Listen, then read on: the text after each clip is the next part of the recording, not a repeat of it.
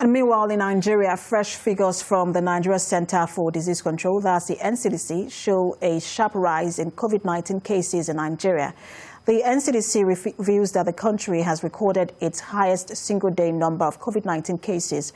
In a late-night tweet, the agency tells us that a total of 1,204 new confirmed cases were reported from 20 states and the Federal Capital Territory. Lagos State reported the highest number of infections in a single day with 654 new cases, followed by the FCT, Plateau and Kaduna, where 260 and 54 more infections were confirmed.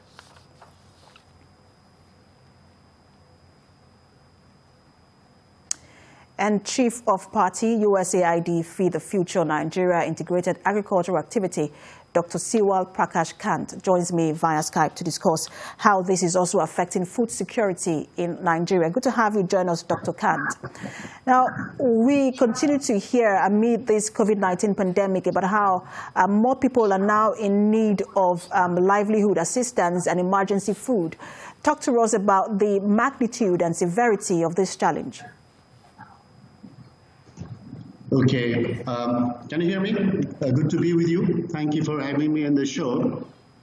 Just to let you know that it's quite a known fact that, farmers need timely access to quality seeds and other essential agricultural inputs to ensure optimal yields and household level food security. Farmers everywhere depend on access to quality seeds to grow healthy crops.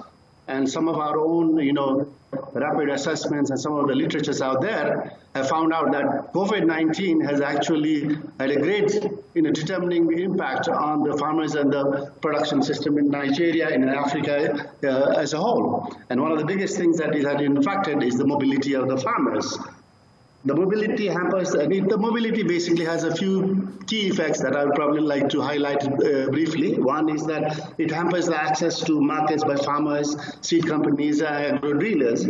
As a result of the restrictions, farmers are not able to travel to points of sale, agro-dealers, and formal and informal markets where they purchase quality seeds and other agricultural inputs.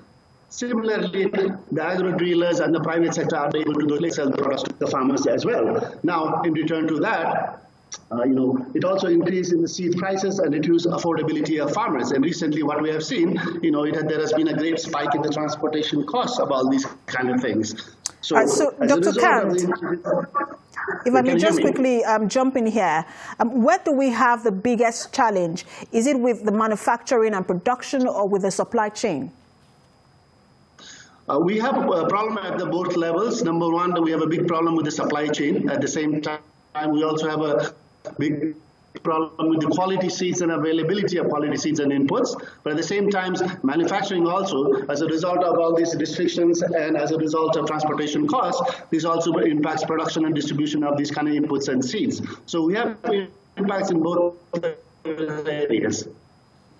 We hope to see some sort of collective efforts in terms of ensuring that we have food security.